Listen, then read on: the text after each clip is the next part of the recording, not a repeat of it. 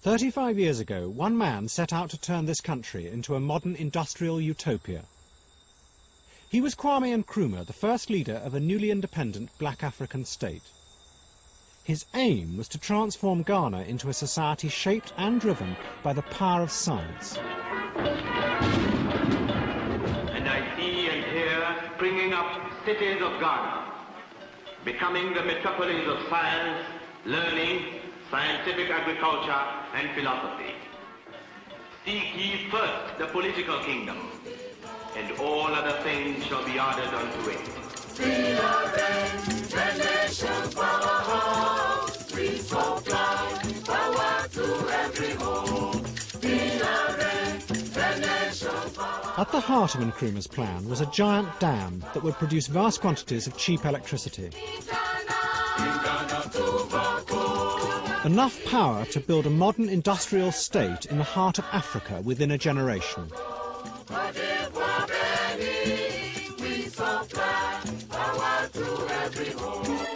But what Nkrumah did not foresee was that with the dam would come other, more dangerous forms of power which he could not control. Political and economic forces that would tear apart his vision of using science and technology to create a model for the new Africa. Nkrumah was, in my mind, a visionary, not a dreamer. In his mind's eye, he could see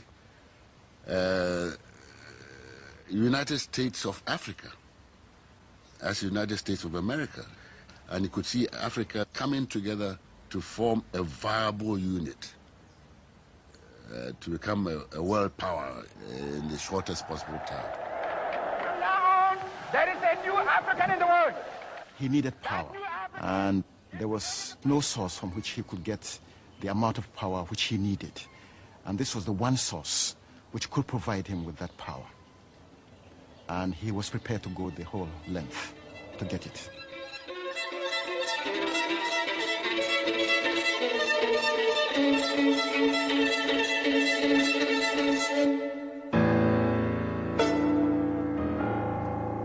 We begin in West Africa, one of the two great areas of the world where we have ruled but never settled.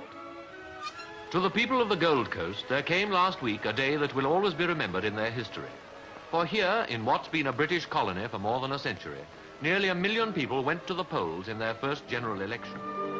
The main issue in the election lay between those who want self-government sometime in the future and those who want it now, like the Convention People's Party, the CPP. Their leader, Kwame Nkrumah, spent election day in jail, serving a sentence for incitement and sedition.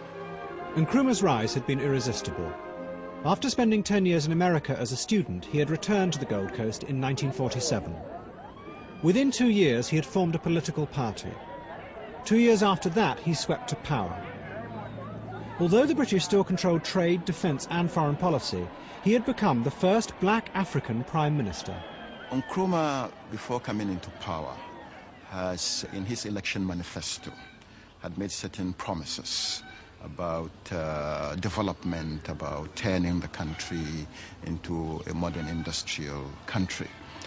Nkrumah very much believed that for development, power was necessary, that you had to have power, that without power you couldn't develop.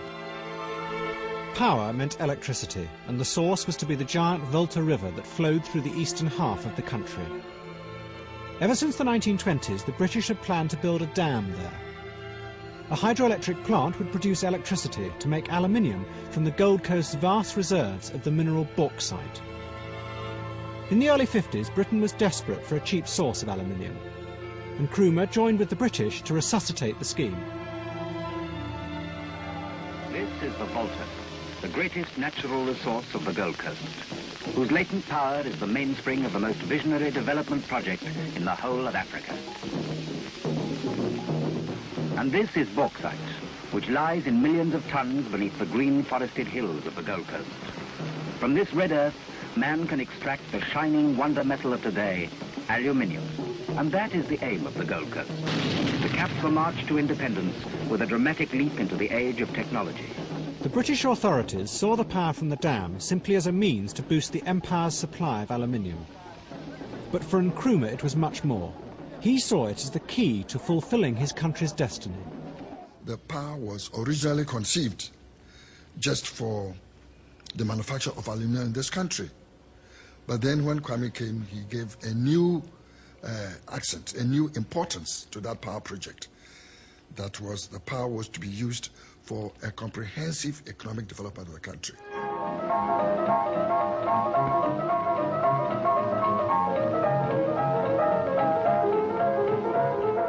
Together, Nkrumah and the British organised a travelling exhibition to promote the Volta scheme.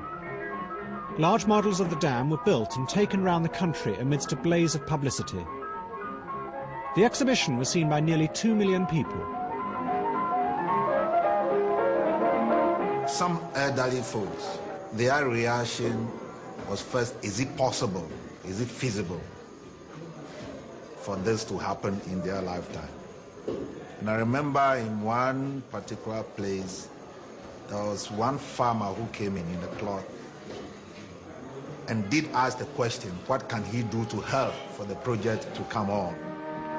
The two mobile cinemas ranged the country ahead, showing films to audiences large and small, wherever they could find them, showing how great rivers can create prosperity for the people who live beside them. The exhibition was a great success, and it helped Nkrumah consolidate his political position. But to his opponents, whom he had defeated in the election, the Volta scheme was a dangerous trap, just another cycle in the British exploitation of their country. The British people were anxious to give us that scheme.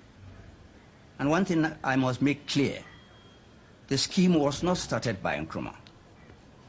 The Volta River scheme was an old scheme of a British government.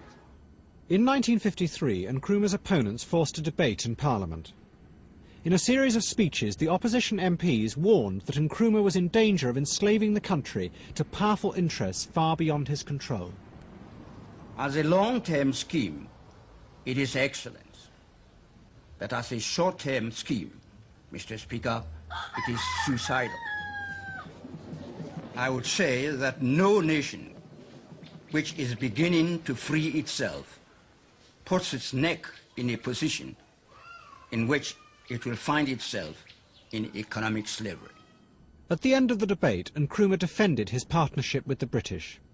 "We are not boys," he said. "Do you think I am a fool to enter into a project like this blindly?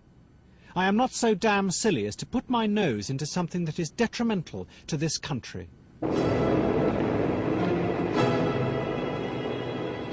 All my life, I've been a man of peace, working for peace, striving for peace, negotiating for peace. But I'm utterly convinced that the action we have taken is right. In 1956, Britain invaded Egypt to prevent President Nasser from nationalising the Suez Canal. Within 10 days, the United Nations and the Americans forced them to retreat. Suez symbolised the decline of Britain's colonial power. Vast projects like the Volta Dam began to look increasingly insecure in the face of confident new African leaders. And Britain was running out of money. That same year, Nkrumah's government was told the Volta scheme was shelved. Nkrumah had received the news that the British government intended to pull out of the scheme because the finances were getting too large for them to handle. He was almost in despair. Everybody was depressed.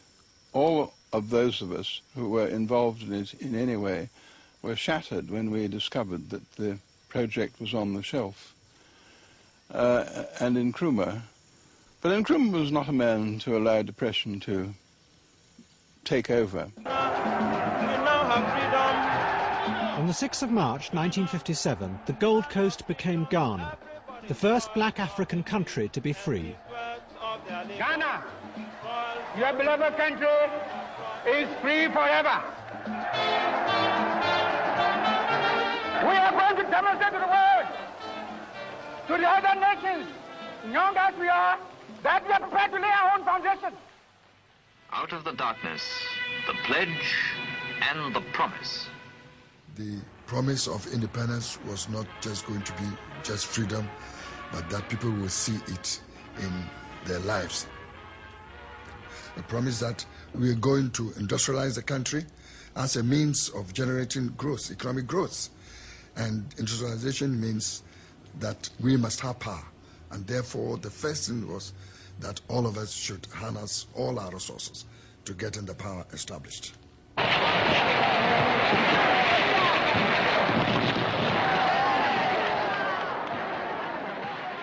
It was a glorious moment for Ghana and for Nkrumah.